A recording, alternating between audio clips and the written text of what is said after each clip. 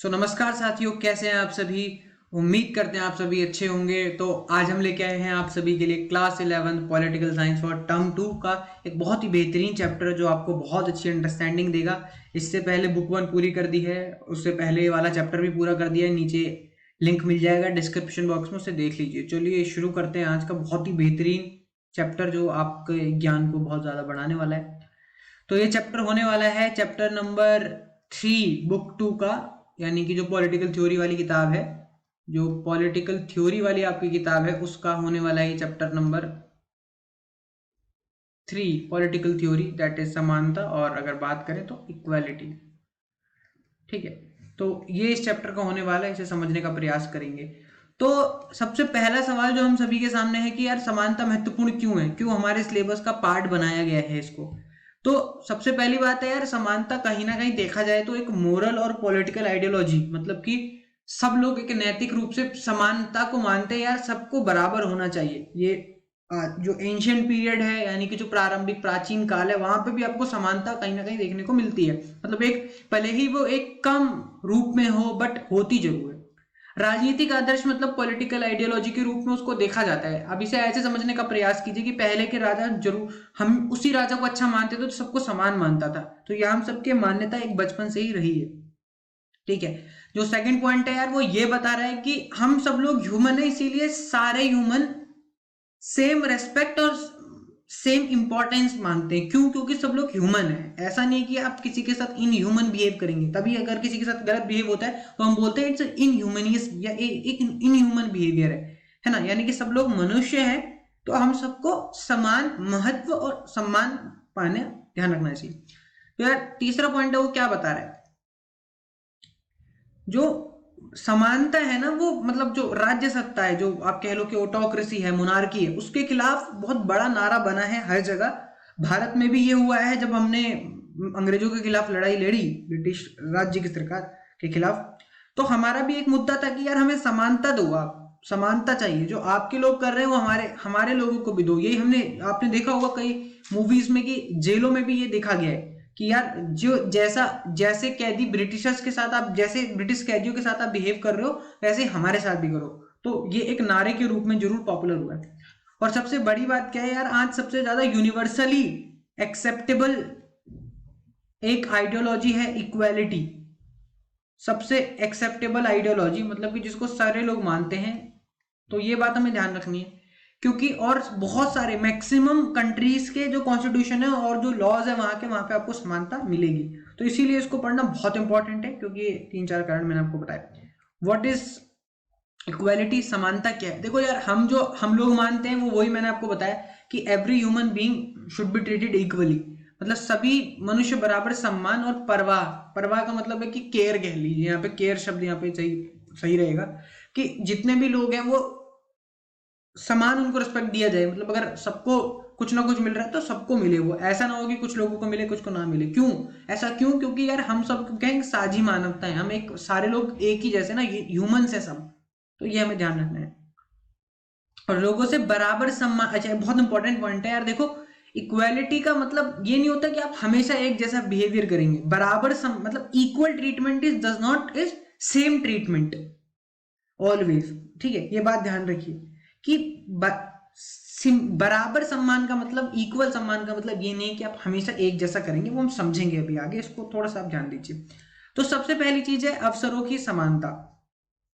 ठीक है, आप इसको समझो क्या है कि समानता की अवधारणा जो है, यानी समानता का जो कॉन्सेप्ट है यार, उसके अंदर ये चीज पहले से ही इंक्लूडेड है कि सारे लोगों को इक्वल अपॉर्चुनिटीज मिले। मतलब जो लोग, ये अगर मेरे पास ये 3 लोग हैं तो इन लोगों को यार, और यहाँ पे एक जॉब है, तो यार ये जॉब के जो अपॉर्चुनिटीज हैं, जो अवसर है यहाँ तक पहुंचने के, वो हर किसी को मिलने चाहिए। तो ये पहली चीज वही बोलती है, पहला स्टेटमेंट यही कह रही है।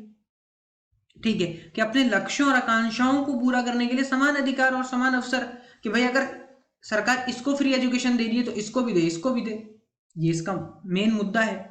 आगे वो क्या कह रहे हैं कि जो आपकी स्टेटस है या जो आपकी प्रॉपर्टी है या आपके प्रिविलेजेस है, उनमें अगर समानता नहीं है तो it is not important as much. जैसे आप कोई बोले मेरे पास मर्सिडीज नहीं है, तो ठीक है, नहीं है, क्या हो गया। लेकिन अगर आगे देखिए स्टेटमेंट क्या कि अगर एजुकेशन नहीं है, हेल्थ नहीं है, लोगों को रहने की जगह नहीं है, लोगों को रोडों पे बिताना पड़ रहा है, तो इससे समाज क्या बनता है, अनइक्वल एंड इनजस्टिसेबल बनता है कि यार ये, because these are basic needs. तो अगर बेसिक नीड ही नहीं है हमारे पास तो कैसा समाज होगा ना, वो समझने का प्रयास कीजिए कि समाज है कैसा। समाज के नाम पे कलंक है कि जब किसी समाज में खाना तक नहीं मिल पा रहा रोड लोगों को, बुरे हाल है। तो बुनियादी चीजों की आवश्यकता होनी चाहिए, भले ही मर्सिडीज हो या ना हो। तो वही कह रहा है कि बहुत आपके पास बड़ा बंगला है या नहीं है, दैट्स डजंट इंपॉर्टेंट, बट आपके पास एक मतलब कि एक छत है घर के ऊपर, आपके पास एक छत है आपके सर के ऊपर, दैट इज इंपॉर्टेंट। अगर वो भी नहीं है तो समाज कैसा बनेगा, असमान और अन्यायपूर्ण। प्राकृतिक असमानता यानी कि नेचुरल इक्वालिटी बोलते हैं इंग्लिश में। तो मैं साथ ही अंग्रेजी भाषा के शब्दों का भी प्रयोग कर रहा हूँ, क्योंकि अभी तो फिलहाल हम अंग्रेजी में नहीं आए, बट आएंगे, जरूर आएंगे, इनके लिए भी हम कंटेंट बनाएंगे। बट मैं साथ ही एक्सप्लेन ऐसा करता हूँ कि मुझे नहीं लगता इंग्लिश मीडियम वालों को दिक्कत होती हो। अगर आप इंग्लिश मीडियम से तो आप देख सकते हैं, समझ सकते हैं कंसेप्ट, तो कंसेप्ट है, चाहे वो हिंदी में समझे चाहे इंग्लिश में समझे। नेचुरल इक्वालिटी या नेचुरल अनइक्वालिटी है, सॉरी अनइक्वालिटी। नेचुरल अनइक्वालिटी का मतलब कि ऐसी अनइक्वालिटीज जो लोगों की एफिशिएंट टैलेंट और उनके अलग अलग चॉइसेस के कारण पैदा हुई। मैं एग्जांपल से समझाना चाहूंगा आपको कि अब देखिए, एक इंजीनियर, एक डॉक्टर और एक professor, these three are the different domains. अब आप ये नहीं बोलोगे यार ये कैसी असमानता inequality, because it is natural ना, क्योंकि सबकी एफिशिएंसी अलग अलग थी, सबका टैलेंट अलग था, सबकी चॉइस अलग थी। ठीक है, एक ने इंजीनियरिंग चुनी, एक ने डॉक्टर चुना, एक ने प्रोफेसर बनना चुना, तो तीनों अलग अलग है। अब ये नहीं बोल सकते कि यार ये असमानता कैसी है, ये अजीब सा है, नहीं, तो नेचुरल है ना यार, वो सबका अपना अपना होता है। और दूसरी बात है कि जो नेचुरल अनइक्वालिटीज है वो ऐसा है कि सबकी योग्यता का है, सबकी एलिजिबिलिटी कह लीजिए या सबका टैलेंट कह लीजिए, वो उसका परिणाम है। ठीक है, अब समझिए यहाँ पे जो एक आखिरी पॉइंट है वो बहुत इंपॉर्टेंट है। वो ये चीज कह रहा है कि पहले ही माना जाता था कि जो नेचुरल अनइक्वालिटी है they can not be change. अब ये किस परिप्रेक्ष्य में मैक्सिमम बात करना चाह रहा है, जो मेडिसिनल या आप कह लीजिए जो मेडिसिन के रूप में, और दूसरी बात जो हमारे फिजिकली चैलेंज्ड लोग होते हैं उनके संदर्भ में बात कहना चाह रही है। फिजिकली चैलेंज्ड जो लोग हैं उनके संदर्भ में बात यहाँ पे हो रही है कि जो फिजिकल चैलेंज लोग तो पहले माना जाता था कि नहीं यार इनके तो जो हो गया होगा, लेकिन आज के टाइम पे तो the science is just growing. तो वहां पे अब क्या माने, पहले क्या होता था कि मान लीजिए व्हील चेयर भी नहीं होती थी तो आदमी मूव कैसे करेगा, बड़ा जीवन मुश्किल होता था, लेकिन साइंस आ गया तो अब आजकल तो अपने आप मूवेबल चेयर्स आ गई हैं, उसमें आप ऐसे टच स्क्रीन सेट कीजिए आप चले जाएंगे। तो दैट्स डिफरेंट डोमेन, तो ये चीज आप समझने का प्रयास कीजिए। तो नेचुरल इनक्वालिटी के ऐसी इनक्वालिटी जो नेचर ने दी है, ठीक है, कोई स्किल है। अब कोई बच्चा बचपन से बहुत अच्छा गाता है या कोई बच्चा एक इंक्लिनेशन है टुवर्ड डांस, तो ये नहीं बोल सकते कि यार ये तो अलग अलग हो गया, अलग अलग असमानता हो गई, नेचुरल है वो होगा। सामाजिक असमानता ये प्रॉब्लमेटिक है, इसको समझना है। समाज जनित असमानताएं वो होती हैं जो समाज में अवसरों की असमानता होने से हुई है, मैं समझाने का प्रयास करूंगा, और इन्हें समाज ने पैदा किया। जैसे फॉर एग्जाम्पल अगर आप एंशियंट टाइम में चले तो एंशियंट टाइम में क्या होता था कि आपको पता है ये ऐसा स्ट्रक्चर था समाज का, समाज इट्स मतलब ये बहुत अच्छा तो नहीं बना बट समझाने का प्रयास कीजिए, इसको हम ऐसा बनाने का प्रयास करते हैं। बहुत अच्छा तो बन नहीं पाया but it should be good बना। अब देखिए, तो ये मैं बनाता हूँ एक अच्छा सा, अब ठीक है फिर भी मैनेजेबल है। तो आपको पता है कि समाज ऐसा था, तो समाज के जो ऊंचे लेवल पे लोग बैठे हुए हैं, जो यहाँ पे हैं, टॉप पे हैं, ठीक है, इनके लिए आप मान लीजिए बेसिक फैसिलिटी की एजुकेशन अवेलेबल है, because they can avail education. But जो निचले जाति के लोग हैं, मान लीजिए शूद्र पे पड़ा होगा, तो शूद्रों को आप एजुकेशन नहीं दोगे, एजुकेशन उनके लिए प्रतिबंध है। अब इस कारण क्या हुआ कि ये आदमी एजुकेशन ले नहीं पाया, ये कभी ऊंचा जा ही नहीं पाएगा।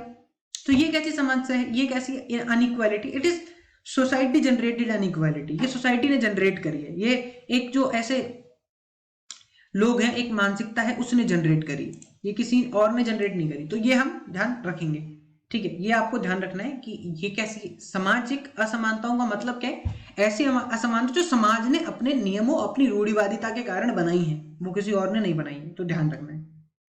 राजनीतिक समानता, ये समानता के 3 आयाम है। तो राजनीतिक समानता का बेसिकली मतलब क्या होता है, जनरली हम समझते हैं एक तो मताधिकार यानी कि वोट देने का अधिकार है, राइट टू वोट, यूनिवर्सल है ना, सार्वभौमिक वैश्विक मताधिकार, यूनिवर्सल फ्रेंचाइजी। और इसी मताधिकार ये सब जो मेन अधिकार है नागरिकता है पे समझिए, सिटीजनशिप। अगर कोई किसी सिटीजन है तो उसको बहुत सारे अधिकार मिलेंगे, मताधिकार मिलेगा, उसको चुनाव लड़ने का अधिकार मिलेगा, उसको संगठन बनाने का अधिकार मिलेगा। तो राजनीतिक समानता का बेसिकली कौन मतलब कि जो कह लीजिए जो केंद्र बिंदु है वो सिटीजन पे, कि सारे सिटीजन को आप सेम राइट दोगे और उसी सेम राइट के अंदर बहुत सारी स्वतंत्रता आपको मिलेगी। तो वो यहाँ पे राजनीतिक समानता का कंसेप्ट है। सामाजिक समानता क्या है कि समाज में अवसरों की समानता, मतलब कि अगर बाई चांस ये दो लोग हैं मान लीजिए और ये विलेज से आए हैं और ये सिटी में, तो इनके पास अवसर अलग अलग रहे ना। विलेज वाले आदमी के पास भैया हेड टैग नहीं है। अब ये यूट्यूब पे डाल रहे हैं, कई गांव ऐसे होंगे जहां इंटरनेट ही नहीं है तो वो पढ़ ही नहीं पाएगा ना। तो एडटेक विलेज के पास नहीं है, तो ये आदमी आपके साथ इस सेम कंपटीशन पे कैसे कॉम्पीट करेगा?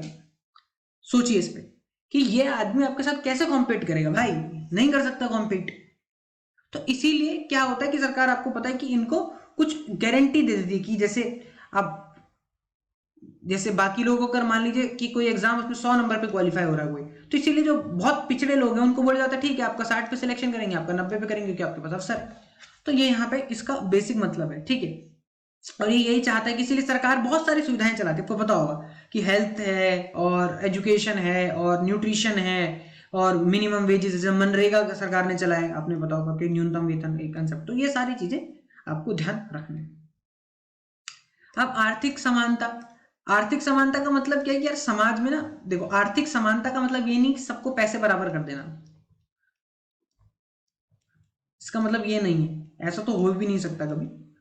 ये चाहता है कि समाज में खाई ना बने। व्हाट इज मीनिंग ऑफ खाई? कि जो टॉप पे लोग हैं और जो बिल्कुल बॉटम पे हैं, इनके बीच में ना डिफरेंस बहुत ज्यादा नहीं होना चाहिए, मतलब बहुत खतरनाक लेवल वाला नहीं होना चाहिए। खतरनाक नहीं होना चाहिए, मैं लिख देता हूं, खतरनाक नहीं होना चाहिए। कैसा खतरनाक? टॉप वाले आदमी के पास सब कुछ है, एवरीथिंग, नीचे वाले आदमी के पास खाने के नहीं है, तो ये खाई बन गई ना। भले ही नीचे वाले के पास मर्सिडीज ना हो चलेगा, but there should be something like जिससे वो अपना जीवन जो है बिता सके। ऐसा ना हो कि जीवन के लिए मतलब कि आप कह ले कि जीवन के वांदे पड़ गए, ऐसा नहीं होना चाहिए। तो खाने के लिए होना चाहिए, रहने के लिए होना चाहिए। तो वही कह रहा है कि बहुत भिन्नता नहीं होनी चाहिए, ठीक है। तो यही बोल रहा है। गहरी खाई जैसे समानता है ज्यादा खतरनाक है, मैंने आपको बताया कि आपको देखिए, आपको ना क्या कर रहे हैं, मिनिमम शुड बी डिसाइडेड। जो मिनिमम है, जो न्यूनतम है, न्यूनतम स्तर आपका निर्धारित होना चाहिए, ठीक है। अब उसके बाद तो ऊंचा तो आप कर लीजिए जितना करना है, तो खाई नहीं होनी चाहिए, बस न्यूनतम निर्धारित होना चाहिए आपका। ये कहना चाहता है आर्थिक असमानता, समानता का मतलब मार्क्सवादी समाजवादी कहते हैं कि आर्थिक असमानताएं और सामाजिक रुतबे विशेषाधिकार जैसी समझें सामाजिक असमानताओं को जन्म देती हैं। कोई लोग अमीर हैं, किसी का जो ऊंची जाति से का व्यक्ति है, तो ये सारी चीजें आपको दिखाती हैं। अब हम असमानता को कैसे बढ़ावा दे सकते हैं भाई, हम लोग क्या कर सकते हैं, देख लीजिए। हम लोग औपचारिक समानता यानी कि जो फॉर्मल इक्वालिटी उसको मेंटेन कर सकते हैं। अब वो फॉर्मल इक्वालिटी कैसे आएगी, देखिए। उस फॉर्मल इक्वालिटी को लाने के लिए आपको क्या करना पड़ेगा भैया, आपको सबसे पहले ध्यान रखना पड़ेगा कि विशेषाधिकार को समाप्त करना होगा। जो इस मतलब कि प्रिविलेज है, प्रिविलेज को फिनिश करना, प्रिविलेज को फिनिश करना पड़ेगा, ठीक है, पहली बात। द सेकेंड थिंग इज समानता की प्राप्ति के लिए जरूरी क्या है कि निषेध और विशेषाधिकार का अंत किया जाए। मतलब किसी भी व्यक्ति को स्पेशल प्रिविलेज आप नहीं देंगे, ठीक है। ये बहुत ज्यादा जरूरी है। और ये कैसे आएगा? औपचारिक व्यवस्था, मतलब कि पहला जो कदम है वो कह रहे हैं कि जो भी आपने ऐसे सिस्टम बना रखे जिसमें कुछ अमीर लोगों को विशेषता फायदे हो रहे हैं सिस्टम से, वो हटाइए। तो ये चीज आपको ध्यान रखनी है। विभेदक बर्ताव द्वारा समानता, तो मैंने एक स्टेटमेंट पढ़ी थी शुरुआत में, मैंने बोला था कि भैया समान बर्ताव का मतलब नहीं हमेशा एक जैसा। मैं आपको समझाता हूँ, जैसे विभेदक बर्ताव, डिफरेंट बिहेवियर। अब मैं आपको इसके लिए बहुत प्यारा एग्जाम्पल देता हूँ, हमेशा देता हूँ क्लास में। तो मान लीजिए एक हॉस्पिटल है, मान लेना है ना, ड्राइंग पे लोग कहीं ना बोले कि यार ये तो हॉस्पिटल लगी है, मानने की बात करो, मान लीजिए हॉस्पिटल है एक, या हॉस्पिटल नहीं लग रहा है, तो एक मिनट रुक जाओ। तो इसको ऐसे इस नया हॉस्पिटल बना देते हैं। तो मान लीजिए हॉस्पिटल है, ये हॉस्पिटल ये मैंने बना दिया, ठीक है। मान लीजिए अब ये यहाँ पे बिल्डिंग्स है, ऐसे मान लेना इजी। और मान लीजिए कि यहाँ पे एक डॉक्टर है, ठीक है, और यहाँ पे डॉक्टर बैठा है, और यहाँ पे इसके अंदर यहाँ से सीढ़ियाँ जा रही हैं, कुछ अंदर से जा रही है, मान लो सीढ़ियाँ। मान लेने की बात कर रहा हूँ, ऐसे जज मत करिएगा आप लोग। तो मैं मान लेता हूँ कि यहाँ पे आपको, तो ये मैंने बनाया, और मान लीजिए यहाँ पे इसमें यहाँ पे सीढ़ियाँ हैं ऐसे करके, और यहाँ से आप ऐसे जा सकते हो। ये डॉक्टर है, ठीक है। अब यहाँ पे क्या है कि यहाँ पे लाइन लगी हुई है, सारे लोग खड़े और फिर ये यहाँ से जा रहे हैं, ठीक है। अब क्या हुआ, इतने में एक व्यक्ति आया जो व्हील चेयर पे था। अब व्हील चेयर वाला व्यक्ति जैसे ही आया, अब व्हील चेयर वाले को भी तो जाना है, तो ध्यान क्या रखना है कि व्हील चेयर वाला आदमी यहां से नहीं जा सकता, सीढ़ी चढ़ के जाने में उसके लिए हालत खराब हो जाएगी। इसीलिए क्या होगा, आपको पता होगा कि क्या दिए जाते हैं, रैंप लगाए जाते हैं, जिसपे आपको ऐसे घुमा के ले जा सकते हो, आप किसी को उस पर मतलब इजीली व्हील चेयर मूव हो जाती है। ये चीज क्या दिखाती है कि आपको विभेदक बर्ताव करना पड़ेगा, डिफरेंट बिहेवियर करना पड़ेगा, उसके द्वारा आप समानता लाएंगे। क्योंकि समान बिहेव करने का मतलब समान व्यवहार का मतलब इसको ये कि समानता लाने का मतलब ये नहीं है कि आप एक जैसा व्यवहार करेंगे हर बार, कुछ अलग भी किया है। तो विभेदक बर्ताव आपको ध्यान रखना है। सकारात्मक कार्रवाई, पॉजिटिव एक्शन, तो ये वही है, ये वो चीज आप इसमें पढ़िएगा, मैं आपको अच्छे से इसका मैं आपको बिल्कुल अच्छे से एक कंसेप्ट समझाता हूँ। मैंने फिर एक एग्जांपल लेता हूँ। मान लीजिए दो बच्चे, ये उच्च जाति का व्यक्ति है, हाई कास्ट का, या है ना, और this person is from low caste. तो मान लीजिए एक ऐसी जगह से, एक हाई कास्ट से आए हैं, ऐसी जगह रहते हैं जहाँ पे इनको ज़्यादा प्रिविलेज दिया जाता है, इनको नहीं प्रिविलेज, ना तो अभी ना इसके पास एजुकेशन अच्छी, ना हेल्थ अच्छी। अब हेल्थ अच्छी नहीं, दिमाग वैसे ही खराब, दिमाग अब हेल्थ ही अच्छी नहीं होगी, न्यूट्रिशन प्रॉपर नहीं मिल रहा, माइंड की ग्रोथ नहीं होगी प्रॉपर।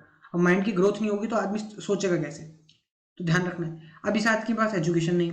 अब मान लीजिए कि ये दोनों एक नौकरी के लिए गए, नौकरी मान लीजिए कि 100 मार्क्स का एग्जाम है। अब आप कह रहे हो कि आप बराबर लड़ लो। अब अगर ये बराबर रहा तो मैं मानता हूं ये समानता है ही नहीं, क्योंकि ऐसा आदमी जिसके पास कुछ है ही नहीं उसको आप लड़ा रहे हो एक ऐसी प्रतिस्पर्धा में कि सब बराबर है, लड़ लो, ठीक।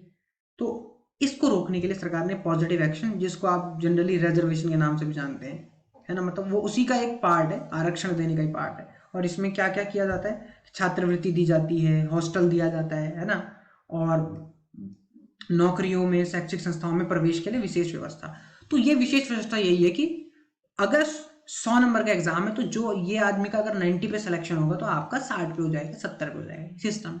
तो ध्यान रखिएगा, हमेशा कोई भी पॉलिसी कभी खराब नहीं होती है, पॉलिसीज हैव वेरी गुड या फेयर विजन, बट हम उसको गलत यूज करते हैं। अब ऐसे व्यक्तियों को ये नहीं मिल पा रहा है, इसका गलत लोग फायदा उठा रहे हैं, तो ये आपको ध्यान रखना है, पॉलिसी हमेशा सही होती है। तो ये है इस सिस्टम, ये सिस्टम ये कहता है आपको, ठीक।